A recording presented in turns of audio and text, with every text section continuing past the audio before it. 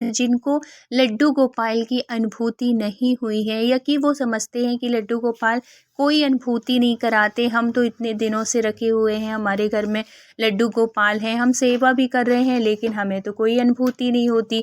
तो ये जो सब आप लोग बता रहे हो, ये सत्य घटनाएं बताते हो, अनुभूतियाँ बताते हो या चमत्कार बताते हो लड्डू गोपाल बांके बिहारी के, ये सत्य नहीं है, ये अपने मन से बोलते हो। ऐसे बहुत से ऐसे लोग हैं जिनको ये बात मन में आती होगी कि हमारे घर में तो वर्षों से है लेकिन हमें तो आज तक नहीं हुआ, हमारे लड्डू गोपाल तो कभी ऐसे नहीं करते। तो ये सब करने के लिए उनसे भी तो इतना ऐसा रिश्ता भी तो होना चाहिए ना, हमारा इतना प्रेम भी तो होना चाहिए, इतना भाव भी तो होना चाहिए। जब हम कहते हैं ठाकुर जी जो है ना, हमारे लड्डू गोपाल जो है, उनको कोई कुछ भी नहीं चाहिए, उनको सिर्फ भाव चाहिए आपके।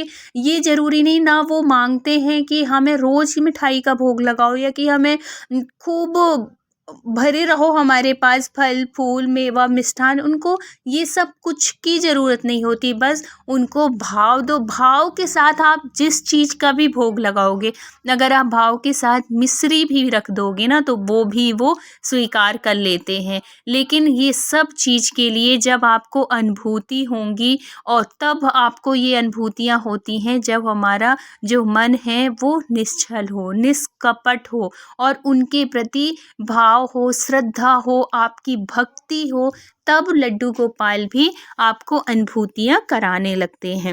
ये सत्य घटना मेरे साथ शेयर की हैं कानपुर से पूजा जी। तो पूजा जी बताती हैं कि उनके घर में उनके सास ससुर, हस्बैंड वाइफ और उनके 2 बच्चे हैं, और उनके घर में एक प्यारे से लड्डू गोपाल हैं जिनकी सब लोग मिलके बहुत ही अच्छे से सेवा करते हैं। ऐसा नहीं कि सिर्फ पूजा जी ही कर रही हैं या कि उनकी सास ही करती हैं, बिल्कुल नहीं, सब मिलके करते हैं। और पूजा करते करते इनको बहुत साल हो गए हैं, कई वर्षों से इनके घर में ये जो लड्डू गोपाल हैं वो पूजित हैं। मतलब इनके जो हस्बैंड हैं ये छोटे थे तभी इनकी सासू माँ ये लड्डू गोपाल ये लेके आई थी, मतलब सास ससुर किसी तीर्थ में गए थे और वहाँ से लेके आए थे, तब से ये पूजित हैं उनके घर में लड्डू गोपाल। और पूजा जी बताती हैं कि ये बहुत अनुभूतियाँ कराते हैं। पहले कहती हैं कि पहले मैं इनकी पूजा नहीं करती थी, मतलब हमेशा मम्मी ही करती थी, तो वही करती थी मैं, कभी का जैसे उनको भोग देना या कि कुछ, जब मम्मी कर नहीं पा रही हैं, कहीं चली गई हैं, तब मैं उनकी सेवा कर लेती थी। मतलब जैसे अभी मैं करती हूँ रेगुलर की, बिना लड्डू गोपाल की सेवा के मैं रह नहीं पाती, ऐसा मेरे साथ नहीं था पहले। तो अब क्या होता है कि मतलब इस वजह से करने लगी क्योंकि अब इनकी जो सासू माँ है वो बुजुर्ग होने लगी, अब इनसे उतना हो भी नहीं पाता, और अब वो कर नहीं पाती हैं अपने स्वास्थ्य की वजह से, बैठा नहीं जाता इतनी देर तक, और ठंड के टाइम पे नहाया भी नहीं जाता क्योंकि बहुत बुजुर्ग हो गई हैं, इस वजह से अब ये ही करती हैं। तो जब पूजा करने लगी तो इनको अनुभूतियाँ भी होने लगी, और ये जो पूजा जी है ना बहुत अच्छी हैं स्वभाव से, बहुत ही अच्छा नेचर है, और बताती हैं कि इनकी जो सास और बहू का ये जो रिश्ता है ये भी बहुत प्यारा है। हम कहते हैं कि हमारे मोहल्ले पड़ोस वाले जो हमें पहली बार भी अगर कभी कोई रिश्तेदार आए, या मोहल्ले पड़ोस वाले भी कहते हैं कि मतलब जोड़ी हो सास बहू की तो ऐसी हो, और हमारे रिश्तेदार भी कहते हैं कि हमेशा ऐसे ही रिश्ता मतलब सास बहू का रहना चाहिए, मतलब एक दूसरे को ये बताते हैं कि रिश्ता हो तो ऐसा हो, इतना प्यारा रिश्ता है, बहुत अच्छे। और ये प्यारा रिश्ता तब होता है जब हम एक दूसरे की बातों को, एक दूसरे की भावनाओं को समझते हैं, ये रिश्ता तभी ऐसे बनता है, मतलब दोनों की समझदारी से। किसी एक अगर सास अच्छी है और बहू अच्छी नहीं है, कि बहू अच्छी है सास अच्छी नहीं है, तब भी ये नहीं होता। जब तक दोनों में बॉन्डिंग नहीं होगी, जब तक दोनों के विचार नहीं मिलेंगे, समझदारी नहीं होगी, तब तक ये रिश्ता भी किसी एक की गलती से नहीं होता है, दोनों की ही गलतियां होती हैं, तभी ये रिश्ते जो हैं वो बिगड़ते हैं। हमेशा एक दूसरे को समझना चाहिए। ये मतलब जब अच्छे से रहेंगे, प्यार से रहेंगे, तो हमारे घर में ना सुख समृद्धि उन्नति भी होती है। और जब कलह के द्वारा रहेंगे, लड़ाई झगड़े करते, तो फिर वो बरकत भी नहीं होती है हमारे घर में। तो हमेशा यही कोशिश करिए कि अपने घर में सुख शांति बना के रखिए, तभी अच्छा है घर के लिए, परिवार के लिए, आपके लिए, सबके लिए। तो पूजा जी बताती हैं कि हम लोग बहुत ही अच्छे से रहते हैं। एक बार क्या होता है कि जैसे ये पूजा करके चली जाएँ और भोग लगा दें, और फिर बाद में इनको कभी-कभी ऐसा लगता था कि जैसे आज इनको ये पसंद नहीं आया, जैसे कुछ भोग लगाई, जैसे खीर का ही भोग लगाई। अब 2 बार से ये खीर खा रहे हैं, तो अब इनकी इच्छा है कि मैं ये खीर नहीं खाऊँगा, मैं दूसरी खाऊँगा। तो क्या करेंगे कि उस खीर में कहीं कुछ हो जाएगा, कहीं कुछ हो जाएगा। मतलब ऐसे नहीं है कि लड्डू गोपाल अनुभूति कराते हैं तो इसका मतलब ये नहीं है कि वो चतुर्भुज रूप में प्रकट हो जाएंगे और कहेंगे कि पूजा मुझे आज ये खीर नहीं खाना है, मुझे साबूदाना की खीर बनाओ या सेवई बनाओ। ऐसे नहीं बोलते हैं वो, ऐसे मतलब ऐसे कर देते हैं कि ये अंदर से ऐसे पता चल जाता है कि आज इनको खाना नहीं है, या तो खीर में कुछ ऐसा मिल जाएगा, कुछ गिर जाएगा, तो फिर हमें उसका हम भोग कैसे लगाएंगे। या तो कभी-कभी क्या होता है कि वहीं उनकी जो गिलास रहती है पानी वाली, कभी वो पानी गिर जाता है खीर में। कभी ऐसा होता है कि सब कुछ बहुत अच्छे साफ-सुथरा सफाई से सब कुछ खीर निकाल रहे हैं और निकाल भी लिए, उनके पास लेके जाते हैं, पता नहीं कैसे उसमें बाल दिख जाता है। तो ऐसी चीज़ें होती हैं जिस बात से हमें ये पता चल जाता है कि आज इनको ये स्वीकार नहीं करना, चाहे वो खीर हो या कोई भी प्रसाद जो हम उनके लिए बनाते हैं, वो चीज़ में भोग लगाओ और वो इस तरीके से हो जाता है ना, तो ये हमें पता चल जाता है कि आज इनको ये नहीं खाना है। फिर हम उस चीज़ का भोग नहीं लगाते हैं कुछ दिन, फिर बदल-बदल के, मतलब मेरे जो ठाकुर जी हैं, मेरे जो लड्डू गोपाल हैं, उनको कोई एक पर्टिकुलर एक चीज़ नहीं कि आप वही-वही खिला रहे हो, वही-वही खिला रहे हो, ऐसा नहीं है। उनको बदल-बदल के चाहिए। जैसे हम लोग कभी भी एक ही एक चीज़ खा-खा के बोर हो जाते हैं ना, वैसे ही वो भी होते हैं, क्योंकि वो भी तो एक छोटे से बच्चे ही हैं। तो ऐसे ही भाव से पूजा भी अपने लड्डू गोपाल की सेवा किया करती थी। एक बार क्या होता है बताती हैं कि वो उनके परिवार में अ, मतलब किसी की शादी थी, तो शादी में इनको जाना था और सब लोग जा नहीं सकते क्योंकि मम्मी की तबीयत ठीक नहीं रहती है, वो ज़्यादा चल नहीं पाती, और थोड़ी दूर की शादी थी, मतलब अगर सुबह जाओ तो रात तक ही आ पाओगे ऐसे। तो उनकी मम्मी जो जो सासू माँ होती हैं वो कह देती हैं कि बेटा तुम ही लोग चले जाओ, मैं घर में आराम से रह लूँगी। तो ये सुबह की पूरी तैयारी करके, मतलब सुबह का खाना बना के और शाम के लिए भी इनके लिए, मतलब अपने मम्मी पापा सास ससुर के लिए रख जाती हैं कि क्या पता वहाँ से कितनी देर तक वापस क्योंकि शादी में जाना है तो शादी तो हमेशा शाम को ही, रात को ही होती है, तो वहाँ से लौटने में कितना टाइम लग जाता है। तो इस हिसाब से वो सब कुछ रख के जाती हैं, और लड्डू गोपाल के लिए भी क्या करती हैं कि बना तो जाती हैं, लेकिन ये सासू माँ से कहना भूल जाती हैं।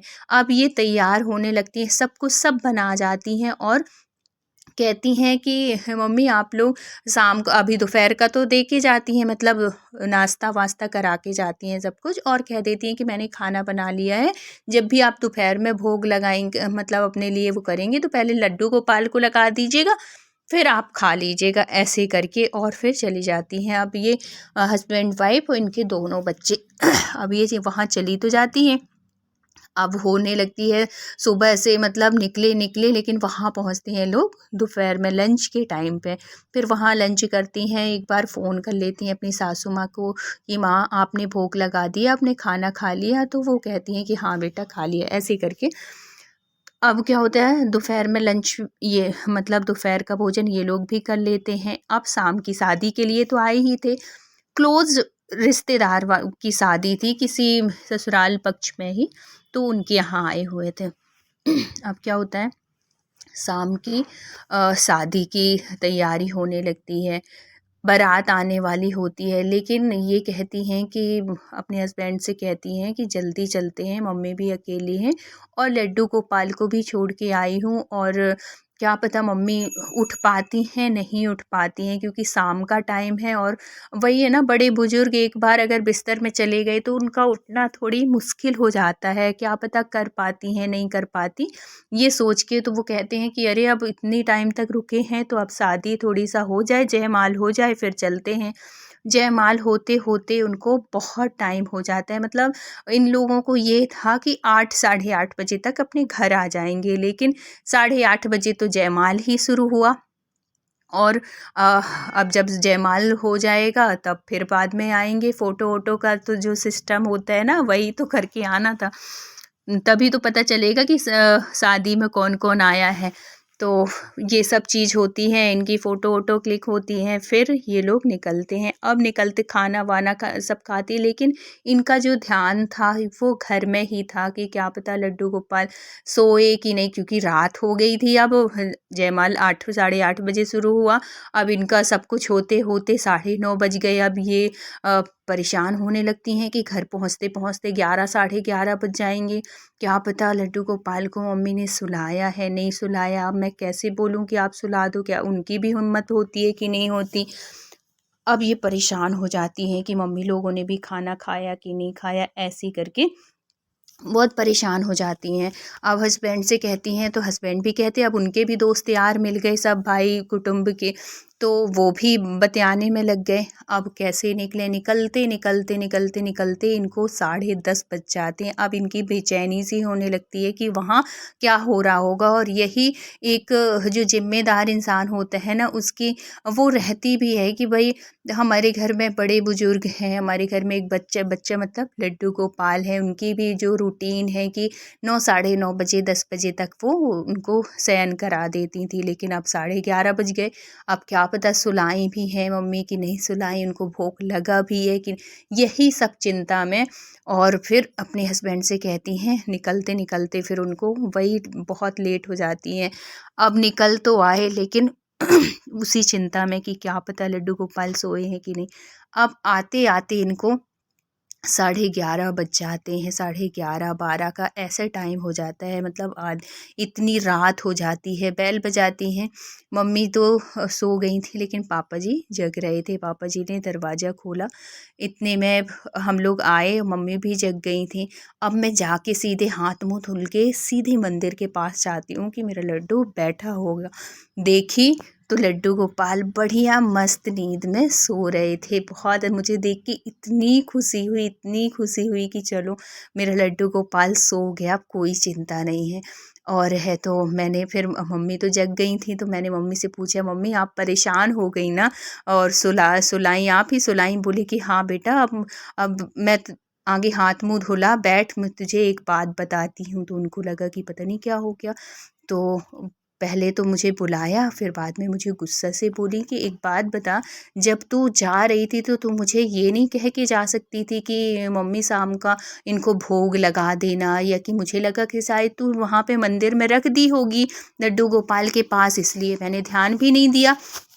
और है तो मैं बोली, मैं परेशान हो गई, मुझे लगने लगा कि पता नहीं क्या हो गया। मैं बोली कि मम्मी क्या हुआ, कुछ मतलब परेशान हो गई थी, कुछ दिक्कत क्या हुआ था, मतलब किस वजह से आप ऐसे नाराज़ हो रही हैं। तो वो बोली कि ये नाराज़ वाली बात नहीं है, जब तुम जा रही हो इतनी देर के लिए, जब तुमको पता है कि तुमको शादी में जाना है, तो तुमको वो व्यवस्था करके जाना चाहिए। तुमको पता है कि मैं उठ नहीं पाती हूँ, मुझे कितनी तकलीफ़ होती है उठने में चलने में। बोली अरे मम्मी सॉरी, मैं गलती हो गई, ऐसे बहुत वो बोलती हैं अपनी सास से। फिर पूछती हैं कि आखिर बताइए ना, आखिर हुआ क्या। तो बोली कि मैं क्या, मुझे तो आश्चर्य हो रहा है। बोली उनकी भी बेचैनी बढ़ रही थी कि आखिर हुआ क्या, बताइए आप। तो वो कहती हैं कि मैं लेटी हुई थी, मैं सो गई थी, मैं इनको खाना दी, मतलब ससुर को, और वो भी एक आध रोटी खाई, क्योंकि अब शाम का उनसे भी भोजन नहीं हो पाता, तो वो जो दोपहर में खाती थी एक आध रोटी ही शाम को खाती थी। तो बोली कि मैंने खाया और मेरी नींद लग गई, और है तो इनको खिलाई, और इनको तो जब तक तुम आओगे नहीं तब तक नींद ही नहीं आएगी। अब मैं जैसे ही सोती हूँ, और मुझे एकदम से ऐसा लगा कि जैसे कोई बच्चा हो और वो कह रहा है अम्मा भूख लगी है, अम्मा भूख लगी है, ऐसे करके कोई छोटा सा बच्चा हो। लेकिन मुझे एकदम से मैं उठी और मुझे लगा अरे ये बच्चे तो गए हुए हैं, ऐसी भ्रम होगा। अब मैं फिर लेट गई। अब मैं जैसे फिर लेटती हूँ, फिर मुझे आवाज़ आई अम्मा भूख लगी है, अम्मा भूख लगी, ऐसे करके मुझे तो अब बड़ा वो लगने लगा कि ये मतलब ये भ्रम नहीं है, ये है कोई, मतलब मैंने इनको बुलाया कि सुनो इधर आओ।